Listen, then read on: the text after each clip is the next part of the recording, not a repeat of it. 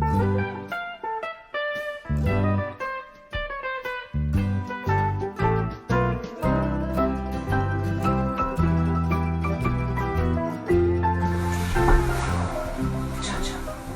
not balanced. Excuse me. Thank you. Could you please? Thank you. Good dog. Hello, everyone. My name is Quinn, and I'm a bookseller here at the Reading Room CLE. Today, Cha-Cha is having her dinner, and she's having the second story from this book. This is the book I read from yesterday, the story of Little Pee-wee, and now we are going to hear the story of Sylvester, the mouse with the musical ear. By Adelaide Hall, illustrated by N.M. Bodecker.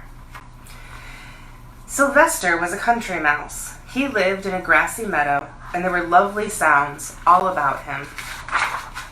On the north, there was a little road where birds fluttered in the dust and made little chirping sounds. On the south, there was a lovely woods where the meadowlarks sang and sang and sang. On the east, there was a cornfield where soft winds made music all day and crickets chirped, chirped, chirped all night.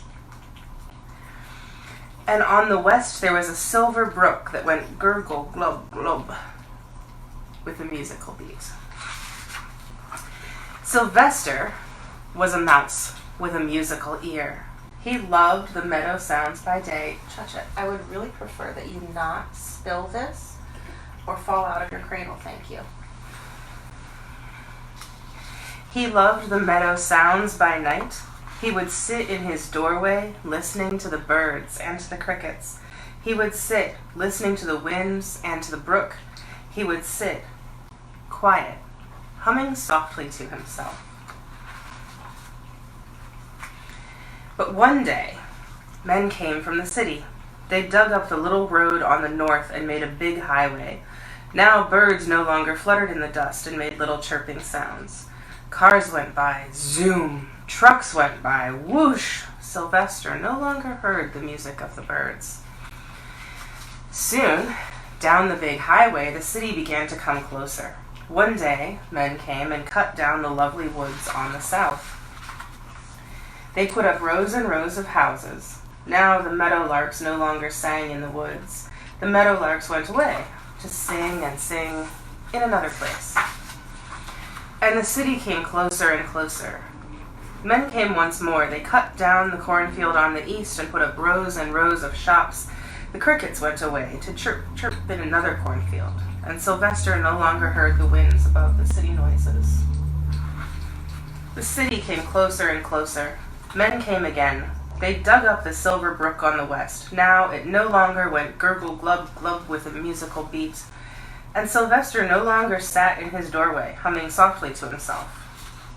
He just sat, listening to the zoom of the cars and the whoosh of the trucks. One day, men came with a big bulldozer.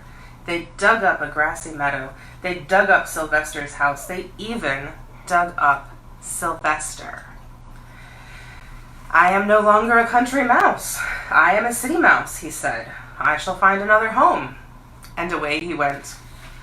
There were many places in the city, but no place was just right for a mouse with a musical ear. Some places were too noisy, and some places were too quiet. Sylvester went on and on. All at once, he heard lovely sounds. He heard lovely music. In he went, and there was a place filled with musical sounds.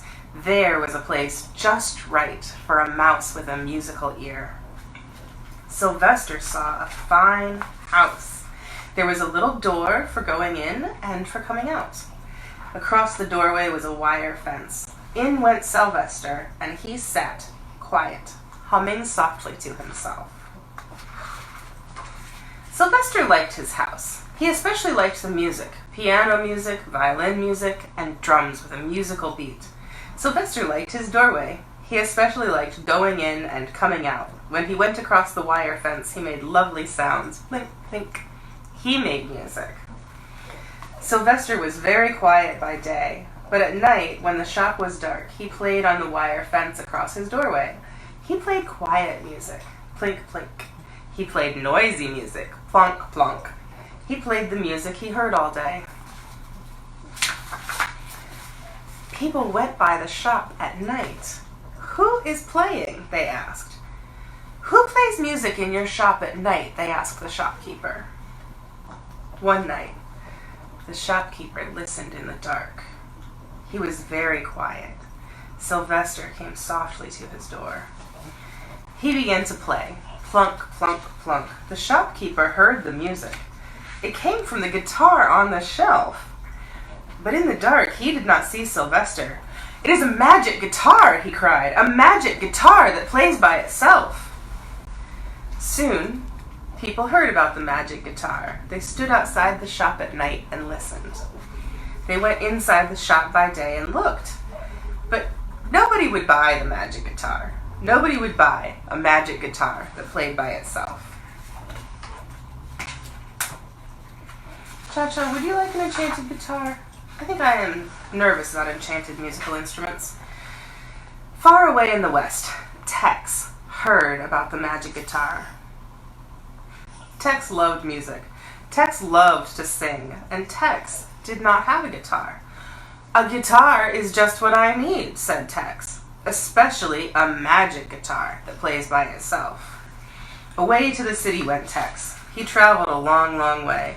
He traveled along, singing as he went. Finally, he came to the city. "Where can I find the magic guitar?" he asked. Tex found the magic guitar, and he bought the magic guitar. Tex was very happy. Tex set off for the west with his magic guitar. He traveled along, singing as he went. Inside the guitar was Sylvester, sound asleep. Tex stopped at night to rest in a grassy meadow. It was very dark and very quiet, and all at once Tex heard music. Plink, plink, plunk, plunk, plonk, plonk. Tex sat up, and there was Sylvester. "It is not a magic guitar," cried Tex. "It is a magic mouse, a mouse with a musical ear." Sylvester stopped playing. He saw the lovely grassy meadow. He heard the lovely country sounds. He looked and looked at Tex. At once, he and Tex liked one another. They became great friends. Sylvester went home with Tex. He played the guitar while Tex sang. They made lovely music together. People came from far away to listen. They traveled here and they traveled there. They made soft music and noisy music. And Sylvester traveled inside his fine house, and sometimes at night he would sit quiet in his doorway, humming softly to himself. Sometimes he was a city mouse, and sometimes he was a country mouse, but at all times he was a musical mouse, a mouse with a musical ear. Thank you so much for joining me. You can get Sylvester the Mouse with a Musical Ear wherever books are sold. I hope that everyone has a good day tomorrow, and I will see you tomorrow night for Cha-Cha's dinner and bedtime story. In the meantime, keep reading.